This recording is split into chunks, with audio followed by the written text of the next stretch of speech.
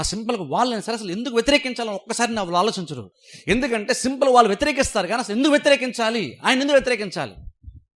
ఆయన సింపుల్ ఏదన్నా చేశాడా? ఎవరికైనా కీడు చేశాడా? ఎవరన్నా తిట్టాడా? ఎవరికైనా హాని చేశాడా? ఎవరికైనా ఇంకేదన్నా కీడు చేశాడా? ఒక కీడు కూడా ఎవరు చేయలేదు.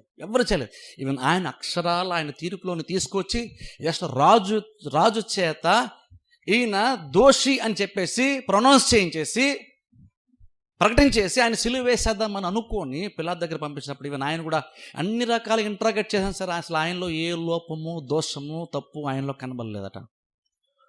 ఇది మామూలు జనరల్ పబ్లిక్ని చెప్పట్లేదు. జడ్జిమెంట్ ఒక రాజు ఆయన్ని పరీక్షిస్తున్నప్పుడు, ఆయన క్వశ్చన్ చేస్తున్నప్పుడు, ఇంటరాగేట్ చేస్తున్నప్పుడు కూడా ఏది కనబడలేదు ఆయనలో. అదే పబ్లిక్ చంపన్నారు కాబట్టి ఆయన జనాలకి అప్పగించాడు యేసుక్రీస్తు. మరి ఇప్పుడు ఇంతమంది వ్యతిరేకిస్తారు, అసలు ఎందుకు వ్యతిరేకిస్తున్నారని అడిగితే వాళ్ళ దగ్గర ఆన్సర్ ఉండదు. యాక్చువల్లీ ఎందుకు ఆయన ఏం చేశాడు? ఒక మంచి సరే అప్పుడు దేవుడు కాదు, ఒక మనిషి గురించి మేము చెప్తున్నాము. మంచి మనిషే కదా ఆయన, టెర్రరిస్ట్ కాదు కదా, కొన్ని వేల మందిని చంపేసాడు ఏం కాదు కదా, కీడు తలపెట్టడం కాదు కదా. ఎందుకు వ్యతిరేకించాలని ఆలోచిస్తే వాళ్ళ దగ్గర కూడా ఆన్సర్ ఉండదు.